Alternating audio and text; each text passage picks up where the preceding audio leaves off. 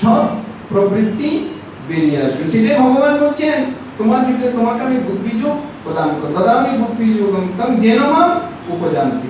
আমাকে আমার স্বরূপের দিকে যাওয়ার সেই বুদ্ধিযোগটি তোমাকে আমি প্রদান করব। এবার আমি সংক্ষেপে বলে দিচ্ছি। বলছি একবার বলছেন তেষাং শতদুক্তানাং ভজতাং স্মৃতি পূর্ব না তেষামেব অনুকম্পার্থম অহং অজ্ঞানজং তম। বলছেন এইরকম যারা সতত যুক্ত হয়ে তেষাং এব অনুকম্পার্থম, বলছেন যারা এইভাবে পড়ে আসেন, এই যে এখানে আমাদের শাস্ত্রের যে দুটি কথা আছে ভগবানের কৃপা এবং পুরুষকার, এই হলো এতক্ষণ যেগুলো করছেন এগুলো হলো নিজের সাধনা। পুরুষকার যদি না থাকে বলছেন এরকম করলে তোমাকে আমি এরকম বুদ্ধিযোগ প্রদান করে আমার কাছে পৌঁছানোর, আমাকে উপলব্ধি করার, আমাকে ধারণা করার বুদ্ধিযোগ তুমি পাবে। এবং এরকম করে যদি আসো তেষামেব অনুকম্পার্থম, তোমাদের প্রতি করুণাবশত, এইখানে অনুকম্পা, এই কৃপা, কৃপা কথাটি দেখুন এর সুন্দর করে ভগবান নিজে বলছেন তোমরা যদি এরকম করো তোমাদের প্রতি আমি অনুকম্পা, তেষামেব অনুকম্পার্থম অহং অজ্ঞানজং তম। তোমাদের ভিতরে যে অজ্ঞান রূপ তামসিকতা, তমটা আছে, অন্ধকারটা আছে, সেটাকে নাশ হয়ে আমি সেটাকে দূর করে দেব। এই যে আমরা যেটি প্রথমে ক্লাস শুরু করার সময় যে মন্ত্রটি বলেছি, কিসের অন্ধকার? আমরা বলেছি অসতমা সৎগময়, তুমি আমাকে অসৎ থেকে সতে নিয়ে যাও। অসতমা সৎগময় তমসমা জ্যোতির্গময়। কিসের তমসা? অন্ধকার। আলো, তুমি আমাকে অন্ধকার থেকে আলোতে নিয়ে যায়। ভগবান এখানে বলছেন তোমার ভিতরে যে অজ্ঞানের অন্ধকারটি আছে তেষাং অনুকম্পার্থম অহং অজ্ঞানজং তম, তোমার ভিতরে যে অজ্ঞান রূপ তামসিকতাটা, অন্ধকারটা আছে, সেটাকে আমি নাশ করে দিই। কি করে? তেষামেব অনুকম্পার্থম অহং অজ্ঞানজং তম নাশয়ামি আত্মভাবস্থ জ্ঞানদীপেন ভাস্বতা। বলছেন জ্ঞান রূপ দীপ্তি জ্বলছেন, সেটা থেকে অজ্ঞানের আবরণটিকে সরিয়ে দিয়ে তোমাকে আমি কৃপা করব। এখন দেখুন এইখানে হলো আমাদের বুঝার বিষয়। আমরা ভগবানের ধারণাটিকে আমরা অন্যদিকে নিয়ে চলে গেছি। এখন দেখুন ভগবান শ্রীকৃষ্ণকে দেখলে যদি, ভগবান শ্রী রামকৃষ্ণকে দেখলে যদি সব হয়ে যেত, তাহলে ভগবান শ্রীকৃষ্ণ তো আবার বলতেন না বিশ্বরূপ দেখানোর আগে। এই কথাগুলো যেগুলো করছি একটু পরে তো বিশ্বরূপ দেখানোর সময় বলছেন, শ্রীকৃষ্ণ বলছেন যে অর্জুন শ্রীকৃষ্ণকে বলছেন তোমার প্রকৃত স্বরূপটি আমাকে দেখাও। তো শ্রীকৃষ্ণ কি বলছেন? বলছেন না, তোমার এই প্রাকৃত চক্ষু দিয়ে নদষ্টম সবকোষে তুমি এই প্রাকৃত চক্ষু দিয়ে তুমি আমাকে দেখতে পাবে না, তোমাকে আমি একটি দিব্য চক্ষু দান করছি। তো দিব্য চক্ষু দানের পরে ভগবান শ্রীকৃষ্ণের বিশ্বরূপ অর্জুন দেখলেন। তো দেখার পরে দেখছেন জ্যোতির পরে মানে বলছেন ভয় পেয়ে গেছেন, ভয় পেয়ে বলছেন না তোমার এটিকে সংবরণ কর, আমি এটি আর সহ্য করতে পারছি না, মানে ভয় পেয়ে গিয়ে মানে বুঝতে পারলো না। তো এখন শ্রীকৃষ্ণকে তো সামনে দেখছেন, আবার অর্জুন কেন তার প্রকৃত স্বরূপ দেখতে চাইলেন? আবার ভগবান শ্রীকৃষ্ণ কেন বলছেন যে তুমি এই প্রাকৃত চক্ষু দিয়ে আমাকে দেখতে পাবে না? তাহলে কি আমাদের এই ভগবানের স্বরূপটিকে দেখতে হলে সেরকম একটি চোখ, সেরকম একটি মন, সেরকম একটি ভক্তের হৃদয় ভগবানের বৈঠকখানা তৈরি করতে হবে। আর এই বৈঠকখানা তৈরিটাই হলো, এই হৃদয় তৈরিটা করা হলো, মনটিকে তৈরি করাটাই হলো শ্রী রামকৃষ্ণ বিবেকানন্দের এই অজ্ঞান আবরণটাকে সরিয়ে দেওয়া। তো এখন দেখুন স্বামীজির ভাবনা নিয়ে যদি আপনারা বলেন, স্বামীজি বলছেন যে আমার চাই কি কিছু চরিত্রবান মানুষ চাই। তা আমরা যদি এরকম 100 জন বসে আছি, আমরা কি চরিত্রবান মানুষ নই? আমরা তো সবাই চরিত্রবান মানুষ। কিন্তু স্বামীজির এই কথার মধ্যে বিশেষত্বটা কি আছে? স্বামীজির বিশেষত্বটা হলো এখানে যে আমরা প্রত্যেক মানুষ, কিন্তু এই মান এবং হুঁশ, ভগবান শ্রী রামকৃষ্ণের যে চিন্তা ভাবনাটা মান এবং হুঁশ, আমরা এই রক্ত মাংসে গড়া একটা পাশবিক প্রবৃত্তি সম্পূর্ণ একটি মানুষে পরিণত হয়ে আছি। আমরা আমাদের ওই শ্রীরামকৃষ্ণ বলছেন আমাদের বিবেকটাকে, সে অজ্ঞানটাকে আমরা সেরকম ভাবে অপসারণ করতে, দূর করতে পারি। আর ভগবান শ্রীকৃষ্ণ বলছেন তোমরা যদি আমাকে এরকম করো, তোমাদের ভিতরে যে অজ্ঞান রূপ যে তামসিকতাটা আছে সেটি আমি দূর করে দিয়ে জ্ঞানদীপেন ভাস্বতা, জ্ঞানরূপ দ্বীপ সবসময় যেটি তোমার ভিতরে আমার ভিতরে জ্বলছেন সেটি কিন্তু কোথায় আমাদেরকে খুঁজতে হবে না, আমার আপনার প্রত্যেকের ভিতরে এই জ্ঞান দ্বীপ জ্বলছে। আমরা এখানে আপনারা যারা উৎসব পালন করেন, উৎসবের মধ্যে বেশিরভাগ ক্ষেত্রে আমরা একটি গান করে থাকেন, বলছেন কি ডুব ডুব ডুব ডুব সাগরে আমার মন তলাতল পাতাল খুঁজতে পাবে রে তুই প্রেম রত্ন রত্নধাম। তাহলে কোথায় প্রেম রত্নধাম কি বাইরে খুঁজতে করছে? সাধক খুঁজতে ভাবি হৃদয় মাঝে বৃন্দাবন, দীপ দীপ দীপ জ্ঞানের বাতি হৃদয় জলে অনুক্ষণ। সবসময় এই হৃদয়ের মধ্যে জ্ঞানের দিকটা এরকম। এবার ভগবান শ্রীকৃষ্ণের গীতার লাস্টে হচ্ছে ঈশ্বর সর্বভূতানাং উদ্দেশ্যে অর্জুন তিষ্ঠতি। আমরা প্রত্যেকে জানি সেগুলো, কিন্তু কথাগুলো নিয়ে গভীরভাবে চিন্তা করে আমাদেরকে কি জিনিসটা করতে হবে সেই জিনিসটাকে আমরা ঠিক ধরতে পারছি না বলে এই আশ্রমের কাজকর্ম ছেড়ে দিয়ে কিছুদিন পরে বিভিন্ন জায়গায় ঘুরে আমরা ঘুরতে চলে যাই। কারণটা হলো এইখানে কি আমাদেরকে করতে হবে, করার জিনিসটা কি, এটাই আমাদেরকে প্রথম বুঝতে হবে। এই বোঝাটাই হলো আমাদের প্রত্যেকের ভিতরে সে অনন্ত শক্তি লুকিয়ে আছে, যেটি স্বামীজির কথাই হলো যে আমরা মানুষের প্রত্যেকটি মানুষ হলো অমৃতস্য পুত্র।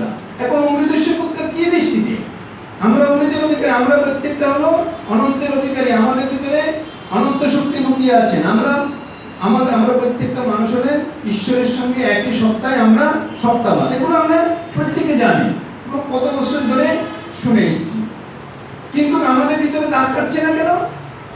অথচ স্বামীজি ঠাকুর বলছেন যে দেশলাইয়ের কাঠি যদি ভেজা দেশলাইয়ের কাঠি হয় যতই ঘষো, কি সুন্দর উদাহরণটা দিয়েছি দেখুন, আর যদি শুকনো দেশলাইয়ের কাঠি হয় মানে ঝিলিক করে সঙ্গে সঙ্গে ঘষা দেওয়ার সঙ্গে সঙ্গে আগুন জ্বলে।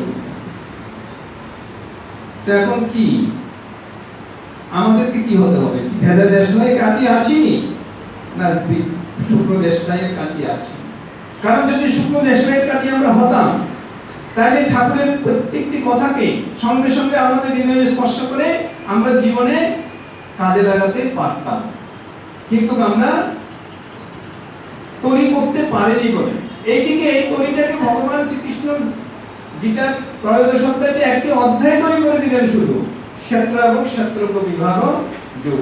মানে এই ক্ষেত্রজ্ঞ হলো যে দীপ দীপ দীপ জ্ঞানের বাতি, যেটা শুনলেন, যেটা ভগবান বলছেন তোমাদের ভিতরে আত্মদীপটা সবসময় জ্বলছে, আমি শুধু তোমাদের ভিতরে অজ্ঞানের আবরণটিকে সরিয়ে দেবো। ভগবান শ্রী রামকৃষ্ণের কথার সঙ্গে মেলা বলছেন কি বলছেন, মিস্ত্রি কি সুন্দর করে দেখুন কত বড় একটি গভীর আধ্যাত্মিক তত্ত্বকে, বেদান্তের তত্ত্বকে ঠাকুর একটি ছোট্ট ঘটনা দিয়ে বুঝিয়ে দিচ্ছেন।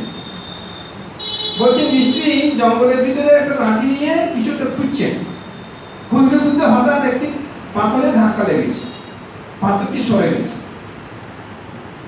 এটা আমরা জানি। তারপরে কি হলো, সেখানে পাথরটি সরা জলের ফোয়ারা বেরোচ্ছে। তো সেখানে ঠাকুর প্রসঙ্গে বলছে ফোয়ারাটা কি এতক্ষণ ছিল না সেখানে? তো ছিল। তাহলে কি হয়েছিল? পাথরের চাপা ছিল বলে সেটি জলের ফোয়ারাটা বেরোচ্ছিল না। সেও আমরা এই পাথর দিয়ে, অজ্ঞান দিয়ে, আবরণ দিয়ে সব চাপা করে রেখে দিয়ে আমি ভাবছি আমি বেশ দিব্যি আছি। তো ভগবান শ্রীকৃষ্ণ সেটাকে বলছেন যে আমি তোমাদের ভিতরে এই যে অজ্ঞানের আবরণটি দিয়ে চাপা আছেন, তোমরা যদি এইভাবে আমার আরাধনা করে আসো, মচ্চিত্তা মৎগত প্রাণা বোধয়ন্ত পরস্পরম কথয়ন্তস্য মানব নিত্যং তুষ্যন্তি চ রমন্তি চ তেষাং সতত যুক্তানাং ভজতাং প্রতিপূর্বকম তদানি বুদ্ধিযোগং তং যেন মাম উপজান্তি তেষামেব অনুকম্পার্থম অহং অজ্ঞানজং তম নাশয়ামি আত্মভাবস্থ জ্ঞানদীপেন ভাস্বতা। আমরা এই অজ্ঞানের আবরণে আমরা সবসময় আমাদের স্বরূপকে চাপা দিয়ে রেখেছি, আর আমি ভাবছি বেশ আছে। দেখুন ভগবান শ্রী রামকৃষ্ণ কি সুন্দর বলছেন, উট কাটা ঘাস খেতে, কাটা ঘাস খাচ্ছে, রক্ত ধর করে করছে, অথচ বলছেন তবু খাচ্ছে। আর আমরা প্রত্যেকটি মানুষ কিন্তু এখানে ভগবান শ্রী রামকৃষ্ণের এই কথাটি, কিছু বুদ্ধিজীবী মানুষ আমরা এখন কথাটিকে খুব নিজেদের মনের সেন্টিমেন্টে নিয়ে নিই, কিন্তু ভগবান শ্রী রামকৃষ্ণ সেন্টিমেন্টে নেওয়ার কথা বলছেন না, এখানে প্র্যাকটিক্যাল কথাটাকে তিনি বুঝাচ্ছেন যে আমরা প্রত্যেকটি মানুষ এই সবসময় দুঃখে, যন্ত্রণায়, অজ্ঞানের অন্ধকারে আমরা হাবুডুবু খাচ্ছি, অথচ আমরা বলছি আমরা বেশ আছি। কিন্তু যখন দুঃখ পাই, ঠাকুর বলছেন যখন মানুষকে দুঃখ পাচ্ছেন, এই কিছুক্ষণ পরে আমার সব ভুলে যাচ্ছে। নানা রকম সুন্দর সুন্দর উদাহরণ দিয়েছেন, সেগুলোর দিকে এখন আমরা যাচ্ছি না। তো এখন এই অজ্ঞানের আবরণটিকে শুধু আমাদেরকে, এই জিনিসটিকে দেখুন স্বামীজির চিন্তা ভাবনা, এটি তো ভগবান শ্রীকৃষ্ণের চিন্তা ভাবনার থেকে আমরা দেখলেন যে আমাদের এই স্বরূপটিকে আমরা কিভাবে শ্রীরামকৃষ্ণের চিন্তা ভাবনার সঙ্গে গীতার চিন্তা ভাবনা মোটামুটি একটা আমরা ধারণা পাওয়ার একটা চেষ্টা করেছি। এবার স্বামীজির কথাতে আসুন। স্বামীজি সখার প্রতি কবিতা লিখছেন। সখার প্রতি মানে কি? সখা মানে কারা? ভগবান শ্রীকৃষ্ণ বলছেন যে এই যে কথাগুলো, যেগুলো আমরা গীতার কথা শুনলাম, বলছে এগুলো অনন্তকাল ধরে আছে, সনাতন ধর্মের এগুলো ছিল, কিন্তু কালবশে এগুলো মানুষের মন থেকে নষ্ট হয়ে গেছে। ইমং বিবস্বতে যোগং কৃত্যবান অহমপ্রয়ং বিবস্বান মানবে প্রাহ মনোরিষ্ঠ এবং পরম্পরা প্রাপ্ত ইমং রাজস্ব ঋতু বলছেন এগুলো আস্তে আস্তে পরম্পরা ক্রমে মানুষের বিকৃত হয়ে গেছে, ভাবনাগুলো বিকৃত হয়ে গেছে। বলছেন স্বয়বায়ম মায়া তত্ত্ব যোগমুক্ত পুরাতন, সেই পুরাতন যুগটাই আমি তোমাকে এখন আবার বলছি। কেন বলছি? তুমি আমার প্রিয় সখা। তো প্রিয় সখাকে এই কথাগুলো বলছেন বলে আজকে আমরা বলেছেন বলে আমরা সেগুলো পেয়েছি। এবং স্বামীজির সখা, এটা বাংলাতে একটি কবিতা লিখেছেন সখার প্রতি বলে, মানে সখা মানে এই জগৎবাসী প্রত্যেক হলো তার বন্ধু, সখা, আপনজন।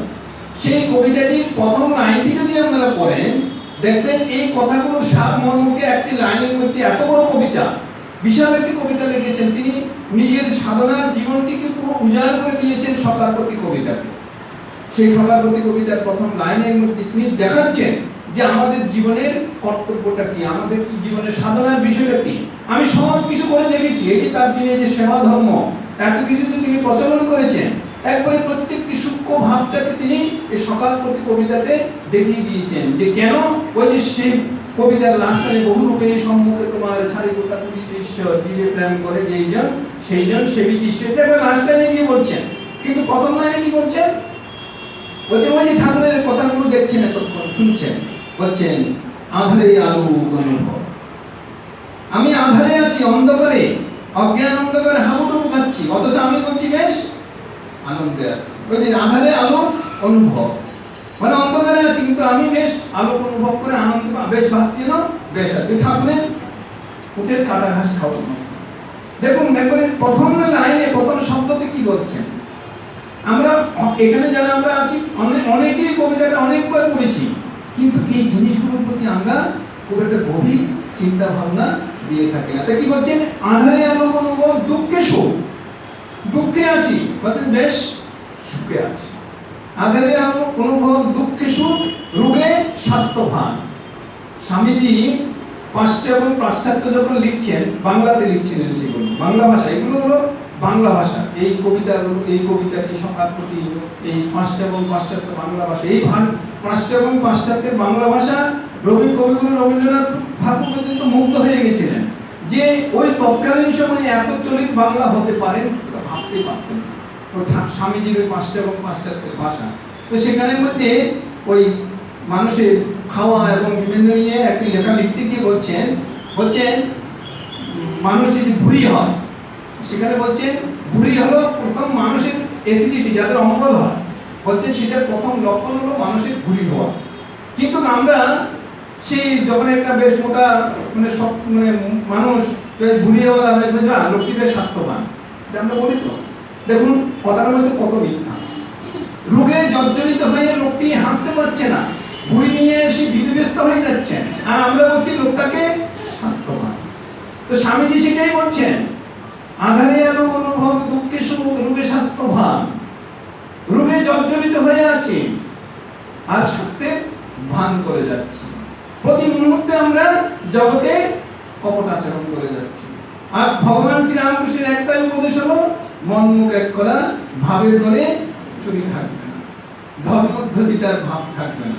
অথচ স্বামীজি একবার প্রথম লাইনে বলছেন, আধারে আলো অনুভব দুঃখে সুখ রোগে স্বাস্থ্যবান, প্রাণ সাক্ষী শিশুর ক্রন্দন এত সুখ ইচ্ছামতিমান। কি সুন্দর সেখানে এবারে বলছেন, হে বুদ্ধিমান, তুমি কি এখানে আবার সেই সুখ আশা করতে পারো? এখানে মাঝে একটা কিন্তু কথা রয়ে গেছে, সেই কথাটি এটা প্রাসঙ্গিক না হলেও একটু বলছি। এই যে শুনলেন, আধারে আলো অনুভব দুঃখে সুখ রোগে স্বাস্থ্যবান, প্রাণ সাক্ষী শিশুর ক্রন্দন। এই প্রাণ সাক্ষী শিশুর ক্রন্দনটা দেখুন স্বামীজি চিন্তা ভাবনা। এই এত বড় একটা যে কবিতা লিখছেন, সেটার প্রথমে লাইন থেকে একবার শেষ লাইন পর্যন্ত আমাদের জীবনের প্রত্যেকটি মানুষের চিন্তা ভাবনাকে মানে কত গভীরে নিয়ে যাওয়া দিয়ে দিয়েছেন স্বামীজি। সেখানে বলছেন, দেখুন আজকে বিজ্ঞানের এত ডেভেলপ হয়ে গেল। স্বামীজি কত বছর আগে এই কবিতা লিখছেন, 1999 এই কবিতাগুলো লিখছেন, যখন বিদেশ থেকে ফিরে এসেছেন, উদ্বোধন পত্রিকার জন্য লিখছেন। দেখুন স্বামীজি এখন বিজ্ঞানের এত বছর আগে স্বামীজি লিখেছেন, এখন বিজ্ঞানের এত ডেভেলপ হয়ে যাওয়ার পরেও আমরা কিছুদিন আগেও দেখেছেন দিল্লিতে একটি ঘটনা, এই সদ্য মানে বেশি দিন হয়নি, কয়েক মাস আগের ঘটনা, যে একটি মানে বাচ্চা জন্মগ্রহণ করেছে, মাতৃগর্ভের থেকে এই জগতের আলো দেখেছে, কিন্তু ডাক্তারেরা কোনো সিদ্ধান্ত দেখতে পাচ্ছেন, আলো দেখেনি কারণ সে চোখ খোলেনি, আলো দেখেনি, কিন্তু ছেলেটি বেঁচে আছে কি মরে গেছে ডাক্তার সিদ্ধান্ত নিতে নিতে শেষ পর্যন্ত সিদ্ধান্ত দিলেন যে সে মৃত, ডেথ সার্টিফিকেট দিয়ে দিয়েছেন। আপনারা অনেকে হয়তো সেই ঘটনাটি জানেন, খুব আলোড়ন তৈরি হয়েছিল সেটা নিয়ে। তো এখন কিছুক্ষণ পরে যখন ছেলেটিকে দাহ করা বা পুঁতে যেখানে তাকে সৎকার কার্যটা করতে হবে সেখানে নিয়ে গেছেন, সেখানে দেখছেন যে আস্তে আস্তে বাচ্চাটি একটু নড়ে চড়ে উঠেছে, দেখবেন বাচ্চাটি মরেনি। দেখুন এত বিজ্ঞানের উন্নতি, এত ডেভেলপ, এত কিছু করেও এখনো পর্যন্ত সেই জিনিসটিকে সিদ্ধান্তে আসতে ডাক্তারদের হিমশিম খেয়ে যেতে হচ্ছে। কিন্তু স্বামীজির এই চিন্তা ভাবনাটিকে দেখুন, এখানে স্বামীজি কি সুন্দর করে ওই আমাদের গ্রাম অঞ্চলে এখনো আছে, দেখবেন এই যে গ্রামে গঞ্জে এখনো কোনো একবার ইন্টেরিয়র এলাকাতে এখনো আছে, যে যখন ধাত্রী মায়ের এই যে ঠাকুরের জন্ম, তাই তো দেখুন না, ওই যে ধনে খাবারে নিয়ে এসে থাকলেন, কিভাবে বাচ্চাটিকে মাতৃগর্ভ থেকে বেরিয়ে করে রাখছেন, কিভাবে সেই উনুনের মধ্যে পড়ে গেছে, এইসব ঘটনা আপনারা জানেন। তো এরকম জন্ম এখনো হয়, এখনো আপনারা ভাববেন না যে এরকম আর হয় না, এখনো হয়। কিন্তু স্বামীজির চিন্তা ভাবনাটা এখানে দেখুন, স্বামীজি বলছেন সেই যে হয়, যখন এবার কি হয়, এই যে ঠাকুমারা বুড়িরা পাড়ার বুড়িরা কি করেন, বাচ্চাটা বেঁচে আছে কিনা সেটা দেখার জন্য কিন্তু তারা খোঁচা, কারণ বাচ্চার প্রাণ আছে কিনা প্রথম লক্ষণ হলো বাচ্চাটি কাঁদবে, যদি কেঁদে ফেলেছে তাহলে ঠিক আছে, বাচ্চাটা জীবিত আছে। যদি দেখছি যে কাঁদতো না, তার একটু খুঁচিয়ে তাকে কাঁদাবে, দেখবেন এখন কত বছর আগে স্বামীজি সেটা লিখছেন, বলছেন তুমি প্রাণের জন্ম থেকে প্রাণের সাক্ষী দিয়েছো কেঁদে, আর তুমি এখানে এসে ভাবছো তুমি শান্তি পাবে, সুখ পাবে, এটা কিছুতে হতে পারে না। কি সুন্দর চিন্তা ভাবনা দেখুন। এবার প্রত্যেকটি কথাকে আমরা যদি গভীরভাবে বিশ্লেষণ করেন, আধারে আলো অনুভব দুঃখে সুখ রোগে স্বাস্থ্যবান, প্রাণ সাক্ষী শিশুর ক্রন্দন এত সুখ ইচ্ছামতিমান। এবার আমরা মানে অনেক কিছু বলে ফেলেছি, আমি যেখান থেকে শুরু করবো ভেবেছিলাম কয়েক মিনিট, সেটা একটু আলোচনা করে শেষ করে দেবো। আমি শুরু করবো ভেবেছিলাম এই দিকটা, এখন বলছি এখান থেকে শুরু করবো ভেবেছিলাম, কিন্তু ওই বললাম না ঘটনাচক্রে মোবাইলের যুগটা না আমাদের জীবনে সব রোড পালট করে। মোবাইল এসে না, মোবাইলের কথা এসে একবার সব রোড পালট করে দেবে। এখন দেখুন, এখন একটি প্রসঙ্গ আমার কাছে এসেছে, আমার চিন্তা ভাবনার মধ্যে এসেছে। এই কথাগুলো যা আমরা শুনি, এই কথাগুলোতে আমাদের ওই দেশলাই কাঠিন মতন আমরা হতে পারছি না কেন? সঙ্গে সঙ্গে সেই কথাগুলোর মধ্যে আমরা আমাদের জীবনে কাজে লাগাতে পারছি না কেন? এই কথার প্রসঙ্গে আমি শুরু ভেবেছিলাম স্বামীজির একটি উক্তি দিয়ে। আমরা ওই চিঠির মধ্যে লিখেছিলেন আমাদের মহারাজকে যে ঠাকুরের জীবন এবং স্বামীজির বাণী দিয়ে আলোচনা। তা আমার স্বামীজির বাণী দিয়ে শুরু করবো আমি ভেবেছিলাম। কি বাণীটা কি? আপনারা জানেন স্বামী বিবেকানন্দ যখন 1897 সালে 93 সালে আমেরিকাতে গেছেন, হিন্দু ধর্মের কত কিছু আপনারা শুনেছেন। শিকাগো বক্তৃতার এই কদিন আগে 125 বছরে একবারে রমরমা কত কিছুতে আলোচনা হয়ে গেল। কিন্তু 125 বছর পরও একটি বক্তৃতা হয়েছে, একটি ধর্ম সম্মেলন হয়েছে, আজ পর্যন্ত সেটা নিয়ে কত আলোচনা, কত রমরমা, কত কিছু চলছে। কেন? সেই প্রশ্ন আলাদা। এখন স্বামী বিবেকানন্দ সেখান থেকে ফিরে আসার পরে আপনারা জানেন কলকাতার শোভাবাজারে তাকে একটি কলিকাতা নাগরিকদের তরফ থেকে একটি সংবর্ধনা দেওয়া হয়েছে। এখন সেখানে তৎকালীন সময়ে ব্রিটিশ গভর্নমেন্টের বড় বড় অফিসার এবং কলকাতার বড় বড় প্রসিদ্ধ সব নাগরিকেরা সেখানে উপস্থিত ছিলেন। একটি নাম বলে একবারে পরিষ্কার হয়ে যাবেন কারা উপস্থিত ছিলেন। দেখবেন সেখানে ওই ছবির মধ্যে এখনো আছে, কবিগুরু রবীন্দ্রনাথ ঠাকুর পর্যন্ত সেখানে উপস্থিত ছিলেন ওই নাগরিক সংবর্ধনাতে। এখন সেই সংবর্ধনায় স্বামী বিবেকানন্দ বলছেন, সেখানে সংবর্ধনাতে স্বামী বিবেকানন্দকে প্রথম বলছেন যে আপনি আমাদের ভাই, আপনি কলকাতার ছেলে, এইসব বলে তাকে ভাতৃ সম্বোধন করে অভিনন্দন পত্রটি পাঠ করেছেন। তারপরে সেটার অভিনন্দন পত্রটি শেষে কিছুক্ষণ পরে বলছেন ভগবান শ্রী রামকৃষ্ণ আপনাকে এই জগৎবাসীর উন্নতির জন্য, মঙ্গলের জন্য নিয়ে এসে, সেটি বলে তাকে অভিনন্দন পাঠ করিয়ে দিলেন।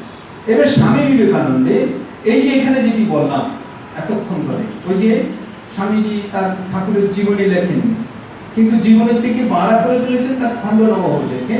তো স্বামী বিবেকানন্দ যখন আমেরিকা থেকে ফিরে আসলেন, নাগরিক সংবর্ধনার আগ পর্যন্ত তাকে তার ভক্ত মহল থেকে এবং তার গুরু ভাইরা পর্যন্ত তাকে প্রচন্ডভাবে কথা দিয়ে আক্রমণ করেছিল। কি কথা? যে তুমি তো শুধু নিজের কথাই বাইরে বলে এসছো, তুমি ঠাকুরের কথা কিছু বলনি। আপনারা দেখবেন কথাটা কিন্তু একদিকে কিন্তু মিথ্যা নয়, সাধারণভাবে মিথ্যা নয়। কারণ স্বামী বিবেকানন্দের লন্ডন এবং আমেরিকার বক্তৃতা বলে সবকিছু যদি দেখি আমরা, মাই মাস্টার ছাড়া একটি লেকচার ছাড়া বা একটি প্রবন্ধ ছাড়া কোথাও ঠাকুর সম্বন্ধে বলেছেন, ঠাকুরের নাম উল্লেখ করে কোথাও নেই। কিন্তু স্বামীজি যখন ফিরে আসলেন, যখন তাকে প্রত্যেকে এরকম বলছেন যে তুমি নিজের কথা বলেছেন, স্বামীজি চুপচাপ ছিলেন। কিন্তু অদ্ভুত হলো, এই শোভাবাজার রাজবাড়িতে তাকে যখন সংবর্ধনা দেওয়া হলো, সংবর্ধনা পত্রটি পাঠ করার পরে যখন তিনি উত্তর দিতে উঠলেন, জানি না স্বামীজির কি যে ভাব হলো, কি মানে অদ্ভুত ভাবে তার মানে ভাবনাটিকে চারটি মানে বইয়ের পাতা 4 পাতার মধ্যে কিভাবে উজাড় করে দিলেন। আমি আপনাদেরকে প্রত্যেককে প্রথমে পরে মনে হবে যেন কিছুই নয়, কিন্তু স্বামীজি ঠাকুর সম্বন্ধে যে কি চিন্তা ভাবনা, সেখানে স্বামীজি বলছেন তোমরা আমার হৃদয়ে আরেকটি তন্ত্র, মানে আমি এই কোটেশনটা দিয়ে আপনাদের শুরু করব কেন বলছি দেখুন। আরেকটি তন্ত্রী মানে প্রথম তন্ত্রীরা তাকে ভাই বলে সম্বোধন করেছিল। তো ভাইয়ের উদাহরণগুলো প্রথম দিয়েছেন, তোমরা আমার ভাই, আমি তোমার ভাইয়ের কাজ করছি, তোমরা আমার ভাইয়ের কাজ করছো, তোমাদেরকে কি করতে হবে সেটি বলে কিছুক্ষণ পরেই এবার স্বামীজি বলা শুরু করেছে। বলছেন তোমরা আমার হৃদয়ের আরেকটি তন্ত্রীতে, মানে বলছেন যে না হৃদয় কথাটা খুব হৃদয়ে লেগেছে, তো সেটিকে স্বামীজি প্রকাশ করছেন। তোমরা আমার হৃদয়ের আরেকটি তন্ত্রীতে গভীরতম সুরের তন্ত্রীকে আঘাত করেছে। কি কথা বলছেন? আমার গুরুদেব, এই দেখুন এবার আমার গুরুদেব, আমার আচার্য, আমার জীবনের আদর্শ, কতগুলো বিশেষণ দিচ্ছেন দেখুন। আমার জীবনের আদর্শ, আমার ইষ্ট, আমার প্রাণের দেবতা শ্রী রামকৃষ্ণ পরমহংসের নাম উল্লেখ করিয়া। দেখুন কথাটা কি সুন্দর, দেখুন সেখানে কথাটিকে যদি ধরে মেরে আমরা এই বই উপতম আমরা ক্লাসটা, তাহলে আপনারা হয়তো বুঝতে আরো অনেকটা সহজ হতো। দেখুন কি বলছি, তোমরা আমার হৃদয়ের আরেকটি তন্ত্রীতে গভীরতম সুরের তন্ত্রীতে আঘাত করেছ। আমার গুরুদেব, আমার আচার্য, আমার জীবনের আদর্শ, আমার ইষ্ট, আমার প্রাণের দেবতা শ্রীরামকৃষ্ণ পরমহংসের নাম উল্লেখ করি। এইবার স্বামীজি আসল কথাটা বের করেছে। যদি কায় মনো বাক্যে, ওই এত কোনো দেহ কোনো মনো প্রাণ, এখানে হচ্ছেন কায় মনো বাক্য, কায় মানে শরীর, মন বা কথা দ্বারা মন দিয়ে বলছেন, যদি কায় মনোবাক্যে আমি কোনো সৎকার্য করিয়া থাকি, যদি কায় মনোবাক্যে আমি কোনো সৎকার্য করিয়া থাকি, যদি আমার মুখ হইতে এমন কোনো কথা বাইরে হইয়া থাকে যাহা দ্বারা জগতে কোনো ব্যক্তি কিছুমাত্র উপকৃত হইয়াছেন, তাহাতে আমার কোনো গৌরব নাই, তাহারই অর্থাৎ ভগবান শ্রীরামকৃষ্ণ। দেখুন স্বামীজি বলছেন, স্বামীজি এটা প্রমাণ দিয়ে দিলেন। আপনারা আমেরিকার প্রচুর ঘটনা জানেন। স্বামীজি বক্তৃতা দিতে দিতে পরের দিন কি বলবেন কিছু মাথায় নেই, ঘরে শুয়ে আছেন, হঠাৎ পরের দিন কার সঙ্গে কথা বলছেন, তো ওরা তো বুঝতে পারছেন না বাংলায় কথা হচ্ছেন। তো পরের দিন পাশে ঘরের ভদ্রমহিলা জিজ্ঞেস করছেন, স্বামীজি আপনি কালকে রাত্রে ঘুমাননি? ঘুমিয়েছি তো, না আপনি কার সঙ্গে কথা বলছিলেন সারা রাত্রি? আসলে আগের দিন রাত্রে ঠাকুর তার সামনে এসে দাঁড়িয়ে কি কি বলতে হবে সবকিছু বলে যাচ্ছেন, তো সে তো বাংলা জানে না। এইরকম প্রচুর ঘটনা ঠাকুরের স্বামীজির জীবনের সঙ্গে আপনারা আমেরিকা এবং স্বামীজি আমেরিকা যাওয়ার আগে বিভিন্ন ঘটনা যদি জানেন, তো সেটিকে স্বামীজি এখানে বলছেন, যদি কায় মনোবাক্যে আমি কোনো সৎকার্য করিয়া থাকি, যদি আমার মুখ হইতে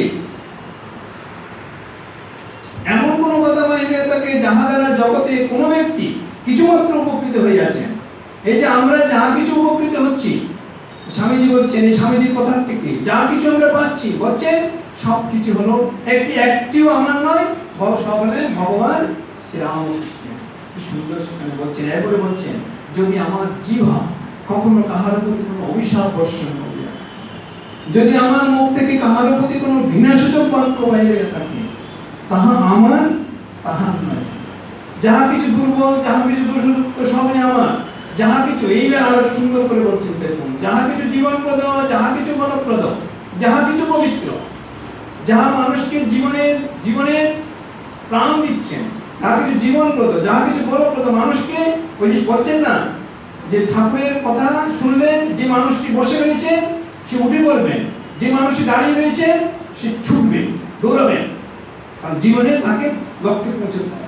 তো স্বামীজি সেখানে বলছেন, যাহা কিছু জীবনপ্রদ, যাহা কিছু বলপ্রদ, যাহা কিছু পবিত্র, সবই ভগবান শ্রীরামকৃষ্ণ, তাহারই প্রেরণা, তাহারই বাণী, এবং তিনি স্বয়ং। বলছেন এই বাণীগুলো হলেন তিনি স্বয়ং। ওই যে আমরা গান গেয়ে থাকি, বাণী রূপে রহিয়াছ মূরতি ধরি, আমরা গানের মধ্যে বলে যাচ্ছি, বাণী রূপে রহিয়াছ মূরতি ধরি, রামকৃষ্ণ তোমায় প্রণাম। এই সব বলছে স্বামীজি বলছেন, তব গায়ে গীতি শোনাতে তোমায় ভালো মন্দ নাহি গুণী লোকনিন্দা যশ কথা। ওই যে স্বামীজি গায়ে গীত শোনাতে তোমায় কবিতাতে দিচ্ছেন, বলছেন তোমার এই বাণী প্রচার করতে এই যে লোকে আমাকে কি বললো না বললো, আমার নাম হলো কি, যশ হলো, আমার কি হলো, বলছেন আমি কিচ্ছু হিসাবের মধ্যে রাখি না। বলছেন গায়ে গীত শোনাতে, মানে গায়ে গীত শোনাতে তোমায়, গায়ে গীত তোমার বাণী শোনাতে, গায়ে গীত শোনাতে তোমায় ভালো মন্দ নাহি গুণী লোকনিন্দা যশ কথা, দাস তোমার অহংকার সশক্তি তব পদে। এখন দেখুন এই যে ঠাকুরের এই যে স্বামীজি যা বলেছেন, ঠাকুর একবারে স্বামীজি একবারে প্রত্যক্ষ প্রমাণ দিয়ে দেখিয়ে দিচ্ছেন যে এগুলো সব হলেন, আমি যা কিছু বলে এসেছি, এই যে বেদান্তের এত ধুন্দুলি বাজিয়ে সারা বিশ্বের মধ্যে যে আলোড়ন নিয়ে এসেছি, প্রত্যেকটি হলো ঠাকুরের বাণী, ঠাকুরের কথা ছাড়া আমি একটিও কিছু বলিনি। এখন জানেন আপনারা যারা পড়েছেন দেখেছেন, যারা পড়েননি দেখবেন, ওই কথাটা থেকে প্রায় বইয়ের পাতা 4 পাতা পর্যন্ত ঠাকুরের সম্বন্ধে স্বামীজি উজাড় করে সেখানে বলছেন। মানে প্রত্যেকটি কথাকে যদি আমি চিন্তা ভাবনা করে যে ওই ঠাকুরের এই কথাবার্তার চিন্তা ভাবনা আমরা কাছে পর্যন্ত এখনো যেতে পারছি না, কারণ আমরা আমাদের ওই চিন্তা ভাবনাটিকে এখনো ঠাকুর, মা, স্বামীজি, এই যে ভগবত গীতাটা কি, শ্রীরামকৃষ্ণের কথামৃতটা কি, এই চিন্তা ভাবনার মধ্যে আমাদের অনেকে এখনো দৃঢ় বিশ্বাস আসেনি। এটা কিন্তু আমাদের প্রত্যেককে মনে প্রাণে স্বীকার করতে হবে। কেউ আমরা নিজের উপর ব্যক্তিগতভাবে টেনে নিলে হবে না, ভগবান শ্রীরামকৃষ্ণের কথামৃত মাস্টার মশাই দেখবেন কি সুন্দর করে প্রত্যেকটি দিনের বিবরণ কি সুন্দর করে করে তুলে ধরছেন। বলছেন সমাধি মন্দির থেকে ভগবান শ্রীরামকৃষ্ণ নেমে আসছেন। ভগবান শ্রীরামকৃষ্ণের এই কথামৃতটা কি, এই কথামৃতটা কি যদি আমরা একটু নিজেদেরকে প্রশ্ন করেন, কথামৃতটা কি শুধু কি এই একটি ঘটনা না, কারণ এটি হলো একটি বেদশাস্ত্র। কেন বলছি বেদশাস্ত্র? এখন আপনাদের মধ্যে প্রশ্নটা এসেই যাবে যে কথামৃত বা বেদ হলো কি করে। এখন বেদের ধারণা সম্বন্ধে আমাদের অনেকের ক্লিয়ার ধারণা নেই, অথচ স্বামী বিবেকানন্দ এই যে শিকাগো বক্তৃতার এত বড় একটি যে আলোড়ন তৈরি করে গেলেন, সেই বক্তৃতার একটি জায়গাতে হিন্দু ধর্ম বুঝাচ্ছেন। হিন্দু ধর্মটা কি, যে হিন্দু ধর্ম যে একটি প্রবন্ধ, হিন্দু ধর্মের মধ্যে প্রথমে বলছেন হিন্দু ধর্মটা কি। এটি বলতে গিয়ে স্বামী বিবেকানন্দ প্রথম বলছেন আপ্তবাক্য বেদ হইতে হিন্দুগণ তারা ধর্ম লাভ করিয়াছে। এই যে হিন্দুগণ আমরা যে ধর্মটা কোথা থেকে পেয়েছি, বলছেন আপ্তবাক্য বেদ। আপ্তবাক্য মানে কি, যেটা রিভেল হয়েছে, মানে প্রকাশিত হয়েছে, ভিতর থেকে এসছে। বলছেন এই বেদরাশি হলো অনন্ত এবং অনাদি এবং অনন্ত। তো স্বামীজি সেখানে একটু মানে ওই আমেরিকার শিক্ষিত শ্রুতিমণ্ডলীর কাছে বলছেন তো, বলছেন এই শিক্ষিত শ্রুতিমণ্ডলীর কাছে একটি গ্রন্থকে অনাদি এবং অনন্ত করে যেন একটি হাস্যকর ব্যাপার বলে যা বোধ হয়, আমাদের কাছে এখন মনে হয় যেন একটা হাস্যকর ব্যাপার। কিন্তু স্বামীজি সেখানে বলছেন এই ব্যাপারটা কি, বলছেন বিভিন্ন মানে সাধকেরা, বিভিন্ন মানুষ বিভিন্ন সময়ে যে সাধনার দ্বারা যে সত্যটাকে উপলব্ধি করেছে, অনুভূতি করেছে, উপলব্ধি করেছে, সেটি তারা উপলব্ধির থেকে যেটিকে প্রকাশ করেছে, সেটির সঞ্চিত ভান্ডার হলো এই বেদশাস্ত্র। তো এখন এটা দেখুন বলে কিরকম কথা নিতে হবে। এখন স্বামীজি এখানে বেদশাস্ত্র কি বলছেন দেখুন, মুনি ঋষিরা এখানে যেটি তাদের উপলব্ধি অনুভূতি হয়েছিল সেটি তারা তাদের শিষ্যদের বলছেন। তো এখন তো মানুষের তখন তো লিপি ছিল না, তো এটাকে শ্রুতি বলে। কেন এই বেদশাস্ত্র শ্রুতি কেন? কারণ তাদের গুরুদের কাছ থেকে মানে মুনি ঋষিদের কাছ থেকে শিষ্যরা শুনে শুনে ওই সময় মানুষের স্মৃতিশক্তি প্রচন্ড ছিল, তারা শুনে শুনে সেগুলোকে আবার পরম্পরা অনুসারে অন্যকে বলতেন। আস্তে আস্তে এই বেলা তাল পাতায় লিপি তৈরি হলো, সেই বেলা তারা আস্তে আস্তে দেখছে মানুষের স্মৃতিশক্তি লোপ হয়ে যাচ্ছে, আস্তে আস্তে তারা প্রথম তাল পাতার লিপিতে সেটি লেখা শুরু করলেন। তারপরে বেদব্যাস এসে সেগুলোকে প্রত্যেকটিকে সবগুলোকে জড়ো করে একটি গ্রন্থের আকার দিলেন। এই দৃষ্টিতে স্বামীজি বলছেন এই বেদ হলো কোনো লিখিত পুস্তক নয়, এটি হলো বিভিন্ন সাধক বিভিন্ন সময়ে যে আধ্যাত্মিক সত্যকে উপলব্ধি করেছেন সেটির সঞ্চিত ভান্ডার হলেন এই বেদরাশি। এখন দেখুন এবার কথামৃতের সঙ্গে যদি আমরা মেলান, শ্রীরামকৃষ্ণের যে কথামৃত, শ্রীরামকৃষ্ণ বলছেন যে জানিস আমি যখন সমাধি থেকে নামার সময় ভাবি তোদেরকে সব কিছু বলে। এর আগে যদি আমরা আরো একটু বোঝার চেষ্টা করুন, স্বামীজি ঠাকুর কি সুন্দর তার নিজের যে অবতার হিসেবে এসছেন, এসে যে কি করছেন সেটি নিজে বলছেন। বলছেন তিন বন্ধু বেরিয়েছেন, বেরিয়ে হাঁটতে হাঁটতে একটি জায়গায় গিয়ে একটি প্রাচীর ঘেরা একটি জায়গা দেখতে পেলেন, প্রাচীরের ঘেরা একটি জায়গা দেখতে পেলেন। তো বলছেন কিন্তু ভিতর থেকে নানা রকমের মধুর সব শব্দ এবং মধুর সব গন্ধ ভেসে আসছে, সব দিব্য একটি অনুভূতি মানে চিন্তা ভাবনা ভেসে আসছে। তখন এক বন্ধু একটি মই সংগ্রহ করে পাঁচির টপকিয়ে উঠে দেখলেন, সে দেখতে বলছেন দেখেই আনন্দে হা হা করতে করতে সে নিচে চলে গেল। এখানে আর কোনো জবাব দিতে পারল না, খবর দিতে পারল না। এটি আমরা করেছি। বলছেন দ্বিতীয় বন্ধু উঠলেন, প্রথম বন্ধু চলে যাওয়ার পরে এরা দুজন ভাবছেন বাহ বন্ধু কি দেখলেন কি করলেন, কিছু তো বললো না, হা হা করে চলে গেলেন। এবার দ্বিতীয় বন্ধু উঠলেন, দ্বিতীয় বন্ধু উঠে সেও আবার হা হা করতে করতে সেও নেমে গেল ওই। তৃতীয় বন্ধু বলছেন বাহ বেশ তো, দুজনে চলে গেল। এবার তৃতীয় বন্ধু উঠেছেন, হচ্ছে উঠে দেখে তার হচ্ছে তৃতীয় বন্ধুর ইচ্ছা হয়েছিল আমিও এই আনন্দে যোগ দিয়ে এখানে সব মত্ত হয়ে এই আনন্দে ডুবে যাব। তখন তার ভিতরে একটি করুণা, ওই যে অনুকম্পার্থম করুণা, কোথায় এসেছেন? ভগবানের এই করুণাবশত মানুষের কাছে ওই আনন্দের খবর দেওয়ার জন্য এই তৃতীয় বন্ধুটি এসে আবার নেমে আসবেন এখানে। এই তৃতীয় বন্ধুটি ভগবান শ্রী রামকৃষ্ণ আকারে নিতে বুঝাচ্ছেন, এই তৃতীয় বন্ধুটা হলাম আমি। কারণ ঠাকুর বলছেন যে সমাধির থেকে নেমে এসে ভাবি তোদেরকে সব বলে দেব, কিন্তু যে আসল আনন্দের কথা, এই আমরা যারা বেদশাস্ত্র বলছি, কথা বলছি, গীতা বলছি, এগুলোর প্রত্যেকটি আভাস দিতে পারছে। কারণ এই যে প্রকৃত যে সত্তাটির কথা, যে দিকটি আমাদের ভিতরে জ্বলছেন, সেটির কথা কোনোদিন প্রকাশ করা যায় না। ঠাকুর সেটি বিদ্যাসাগরের কাছে গিয়ে বলছেন যে জগতের সবকিছু এক হয়ে গেছেন, শুধু ব্রহ্ম মানে এই আত্মার কথা, ব্রহ্মের কথা, ঈশ্বরের ব্রহ্মের কথা এত হয়নি। বিদ্যাসাগর শুনে বেশ খুশি হয়ে গেল, বা আজকে কিছু নতুন কথা শুনলাম। কারণ ঠাকুর তো তার সহজ সরল মানে জীবন সহজ সরল কথা দিয়ে একবারে গ্রাম্য উদাহরণ দিয়ে বুঝাচ্ছেন যে এই যে অমান মনস গোচরণ যে শাস্ত্রের কথাটা, আমরা শাস্ত্রের কথার মধ্যে পাচ্ছি, কিন্তু ঠাকুর সেটি বলছেন না। ওই স্বামীজি সেটি নিয়ে কবিতা লিখছেন না, কবিতাটি নাহি সূর্য নাহি জ্যোতি নাহি শশাঙ্ক সুন্দর, বলছেন সে যেখানে যে উপলব্ধির জগতের কথা বলছেন, সেখানে নাহি সূর্য নাহি জ্যোতি নাহি শশাঙ্ক সুন্দর, ভাসে ভূমে ছায়া সম ছবি বিশ্ব ছাড়া। এই যে ছবি বিশ্ব যা দেখছেন ছায়ার মতো ছবি বিশ্বের চরাচর, অস্ফুট মন আকাশে জগৎ সংসারে ভাসে, উঠে ভাসি ডুবে কোনো অহংস্রুতে নিরন্তর। এই যে আমি আমি, এই যে পাতা আমি, আচ্ছা আমি কথা ঠাকুর বলেছেন, অহংস্রুতে নিরন্তর, ধীরে ধীরে ছায়াদল মহালয়ে প্রবেশিত, বহে মাত্র আমি আমি, এই ধারা অনুক্ষণ সেই ধারাও বদ্ধ হলো শূন্যে শূন্য মিলায়। ওই যে পাকা আমি আমি আমি সেটাও বন্ধ হয়ে গেল, বলছে শূন্য শূন্য মিলায় গেল। অবাক মনুষ্য গোচরম, বুঝে প্রাণ বুঝে না, যে বুঝেছে সেই মজেছে, কি কথা আছে না?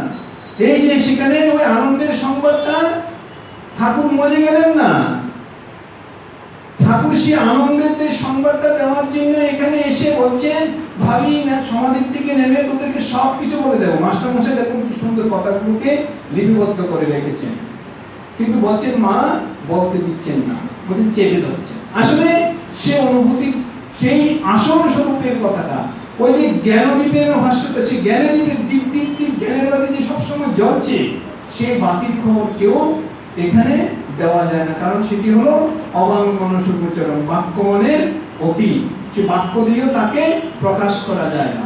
এখানেই দেখুন স্বামীজি ওই খণ্ডন অবশ্যই বলছেন তুমি হলেন বাক্য মনাতীত, তুমি হলেন বাক্যের মনের অতীত, মনোবচনৈক ধার জ্যোতির জ্যোতি উজ্জ্বল হৃদি কন্দর। তুমি এই জ্যোতির স্বরূপ, তোমার হৃদি কন্দরটা তুমি সবসময় আলোকিত করে রাখছো সবাই, তুমি তমভঞ্জন হার, তুমি আমাদের এই তামসিকতা, এই ভাবটাকে দূর করে দাও, অজ্ঞান অন্ধকারকে তুমি দূর করে দাও। এটি আরো অনেক রকমের চিন্তা ভাবনা আছে, আরো অনেক রকমের চিন্তা ভাবনা, উচ্চ চিন্তা ভাবনা আছে। তো এখন দেখুন এখানে আমার বক্তব্যটি হলো এই যে আমরা এই যে ঠাকুরের, এটি বলে শেষ করে দিচ্ছি, ঠাকুরের এই যে কথাগুলো, এবারে গীতার কথা বলুন, এই যে ঠাকুরের কথা বলুন, আমরা সেগুলোতে একটি দৃঢ় বিশ্বাস আমাদের থাকছে না বলে এই জিনিসগুলোর থেকে আমরা একটি ভাষা চিন্তা ভাবনা নিয়ে আশ্রমে আসি, নিজের জীবনযাপন করি, সেগুলোকে আমরা সেভাবে জীবনে কাজে লাগাতে পারছি না। এই জিনিসগুলো দৃঢ় বিশ্বাস আমরা আনতে পারছি না। অথচ ভগবান প্রতি পদে পদে শ্রী রামকৃষ্ণের জীবনের সঙ্গে আপনারা পাবেন। ভগবান শ্রীকৃষ্ণের জীবনের একটি ঘটনা বলে আমি আপনাদেরকে শেষ করে দিচ্ছি। আপনারা জানেন এই যে তিনটি শ্লোক এতক্ষণ গীতার আমরা প্রথমে আলোচনা করেছি, এরকম ভাবনা নিয়ে আরেকটি শ্লোক আছে, অনন্যাস চিন্তয়ন্তু মাং। দেখবেন অনেকে ভগবান করছি, ভগবান খেতে দেবে, এই অনেক রকমের বক্তব্য আমরা শুনতে পারি, কিন্তু ভগবান নিজ মুখে বলছেন যে অনন্যাস চিন্তয়ন্তু মাং যেজনা পরিযুপাসতে তেষাং নিত্যামি যুক্তানাং যোগক্ষেমং বহামি অহম। বলছেন অনন্য চিন্তা হবে, মানে অন্য কোনো আর চিন্তা থাকবে না। অনন্যাস চিন্তয়ন্তু মাং যেজনা পরিযুপাসতে, প্রতিষ্ঠিরূপে আমাকে উপাসনা করেন, তেষাং নিত্যামি যুক্তানাং, যারা নিত্যযুক্ত হয়, ওই সতত যুক্তানাং ভজতাং প্রীতিপূর্বক, যেটি বললাম বলছেন তেষাং শতকযুক্তানাং ভজতাং প্রীতিপূর্বক। এখানে বলছে অনন্যশ্চিন্তয়ন্তু মাং যে জনা পর্যুপাসতে তেষাং নিত্যাভিযুক্তানাং যোগক্ষেমং বহামি অহম। বলছেন তাদের যোগ এবং ক্ষেম মানে আপনার যা কিছু আছে তার রক্ষণাবেক্ষণ, আপনার যা কিছু প্রয়োজন জীবনে বলছেন তা আমি বহন করে এনে দিয়ে যাই। এখন দেখুন এই যে ভগবান নিজে মুখে বলছেন দদামি বুদ্ধিযোগম, আমি তোমাকে বুদ্ধিযোগ দিচ্ছি, আমি তোমাকে দিব্যচক্ষু দান করছি, আমি তোমাকে এগুলো দান পর্যন্ত ঠিক আছে। এখন এখানে ভগবান বলছেন আমি বহামি অহম। বহামি মানে বহন করে এনে দিয়ে যাবো, কাঁধে করে হোক, মাথায় করে হোক, পিঠে করে হোক, তোমাকে আমি বহন করে নিয়ে দিয়ে যাবো। তো এখন ভগবান শ্রীকৃষ্ণের একজন সাধক ভক্ত অর্জুন মিশ্র, বেশি দিনের ঘটনা নয়, কাশীতে তিনি একজন বিরাট সাধক ছিলেন, কৃষ্ণ ভক্ত, গৃহস্থ ভক্ত, সন্ন্যাসী ভক্ত নয়। এখন মিশ্রের প্রাত্যহিক রুটিনটি ছিল এরকম: সকালে ঘুম থেকে উঠবেন, সন্ধ্যাবন্দিকাদি করবেন, তারপরে গীতা ভগবত গীতা পাঠ করবেন, গঙ্গা স্নানে যাবেন, তারপরে গঙ্গা স্নান থেকে এসে একটু কিছু খেয়ে ভক্ত মানে শিষ্য বাড়িতে একটু ভিক্ষের জন্য বেরোবেন, যা ভিক্ষা পাবেন সেটি এনে খাওয়া দাওয়া করে ভগবানের আরাধনা নিয়ে থাকেন স্বামী স্ত্রী দুইজন। এখন এই অর্জুন মিশ্র যখন এই গীতা পাঠ করতে করতে, ঘুরে ফিরে গীতা পাঠ করতে করতে এই অনন্যশ্চিন্তয়ন্তু মাং যে জনা পর্যুপাসতে তেষাং নিত্যাভিযুক্তানাং যোগক্ষেমং বহামি অহম, এখানে আসলে খুব ভক্ত সাধক তো, তার একটি খুব করুণা মানে প্রেমের ভাব, তিনি ভাবেন যে না এটি কিরকম, ভগবান তো আমাদেরকে দান করবেন, দিয়ে দেন, কিন্তু ভগবান বহন করবেন বহামি, এটা ঠিক নয়, এটা মনে ভুল আছে। তো এখন এরকম ভাবনা করতে করতে করতে করতে বেশ কয়েকদিন যাওয়ার পরে একদিন তিনি সিদ্ধান্তে আসলেন যে এটা প্রিন্টিং মিস্টেক আছে। এই যারা আমরা বাগবাজার মায়ের বাড়িতে যারা প্রুফরিডিং এ কাজ করে না, আমি 12 বছর প্রুফরিডিং এ কাজ করেছি, মানে খুব একটা খুব মানে ডেঞ্জারাস কাজ। ও যদি আমি প্রিন্টিং মিস্টেক করে যদি নিজের মতন যদি কারেকশন করে দিই না, কারেকশন করলে কিন্তু বিপদ আছে। এখন অর্জুন মিশ্র একদিন সিদ্ধান্তে আসলেন না এটি ঠিক নয়, ভগবান মহামি অহম হবে না, এটা তিনি কেটে কি করলেন, কলম দিয়ে কেটে দদামি অহম লিখে দিয়ে স্নান করতে চলে গেছেন। আমি খুব সংক্ষেপে বলে দিয়ে শেষ করছি। তিনি স্নান করতে গেছেন, এই কর্মটি করে দিয়ে তার সতী সাধ্যী স্ত্রী তিনি জপ করছিলেন, তিনি হঠাৎ ভাবছেন কথা তো স্নান করতে গেছে, তিনি উচ্চ সাধিকা, একটু পরে বুঝতে পারবেন কিরকম সাধিকা।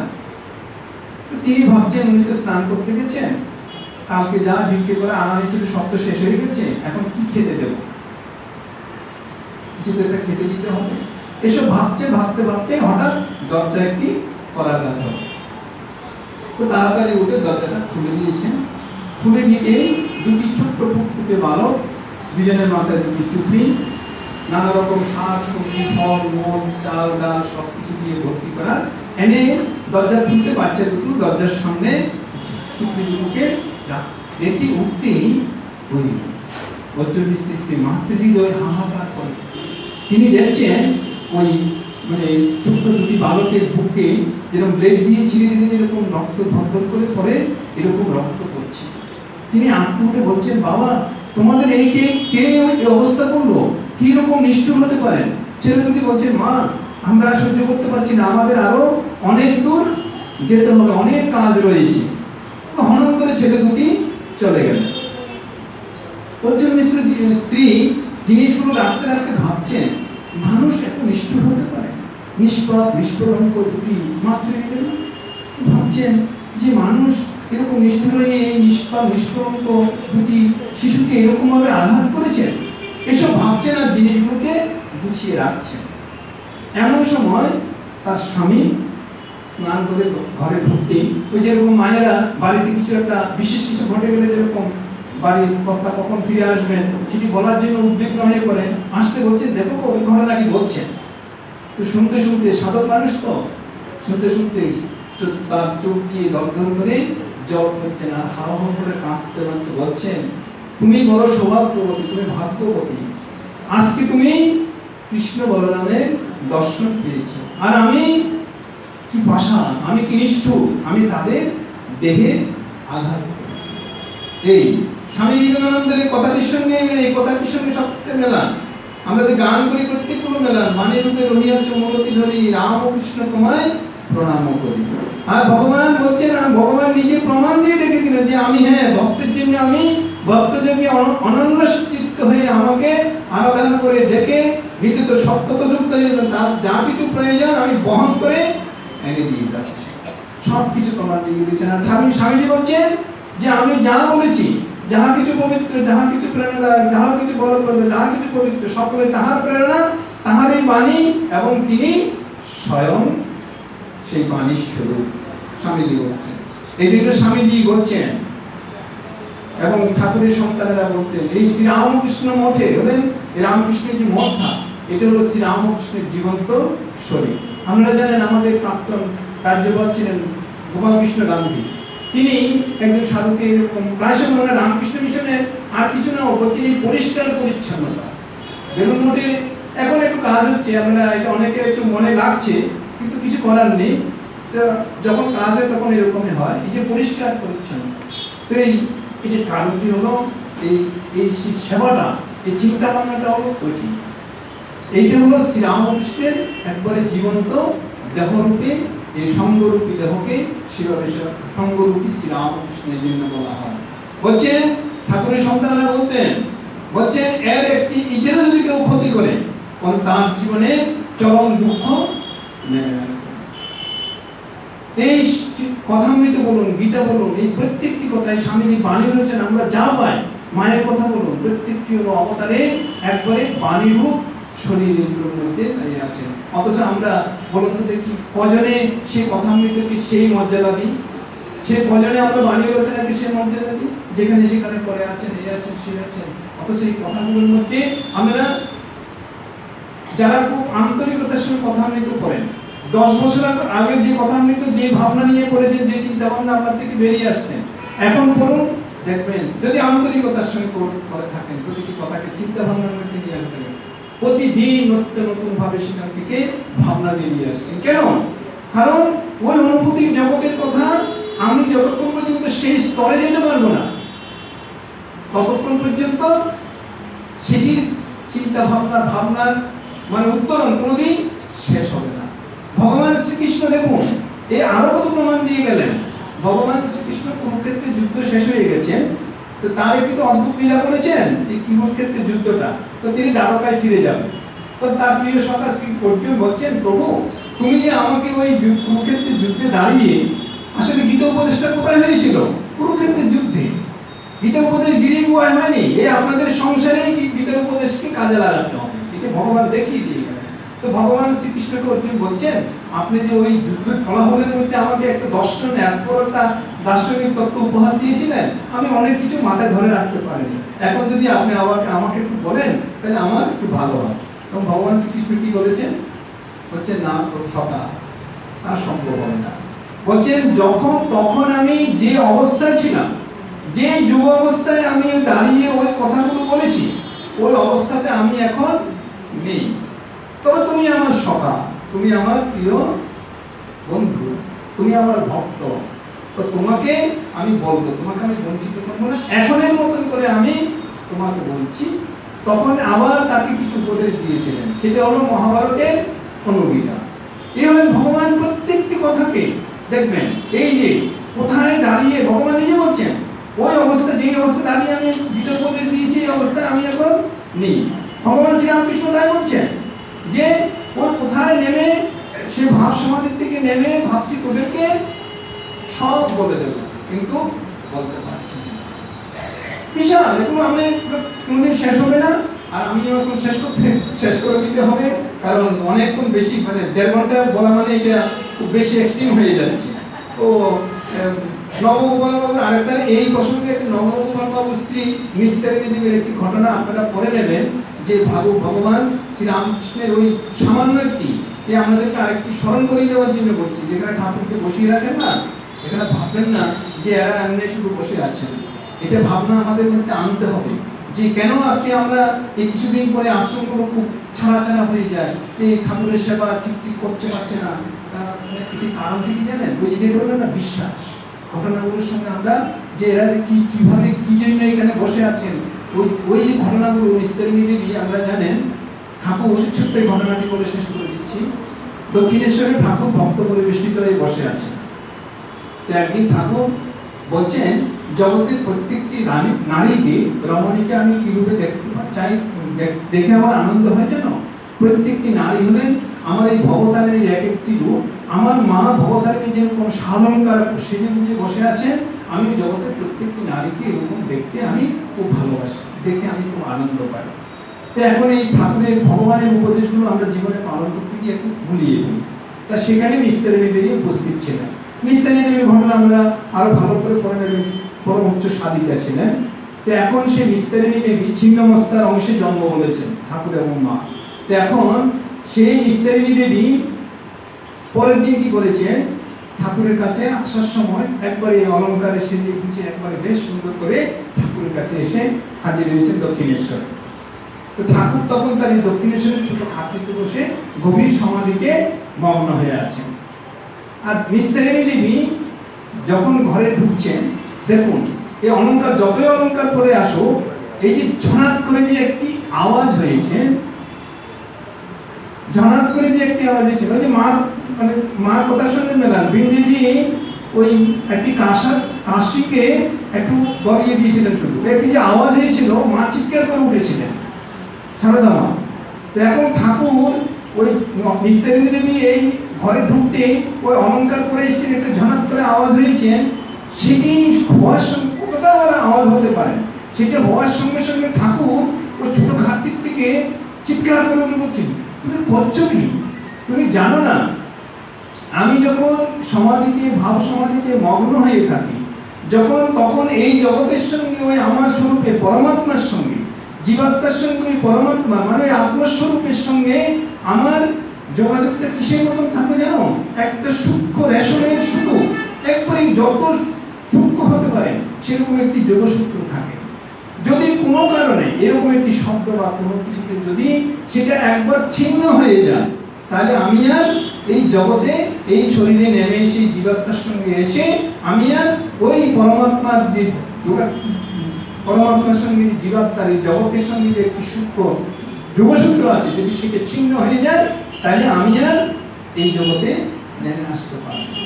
দেখুন কোথার থেকে ওরা নেমে এসে কি অবস্থায় থেকে এই আমাদের কাছে অমূল্য সম্পদগুলো দিয়ে গেছেন। তা আমরা যাতে এই অমূল্য সম্পদগুলো কাজে লাগাতে পারি, এই প্রার্থনা রেখে ও নিরঞ্জন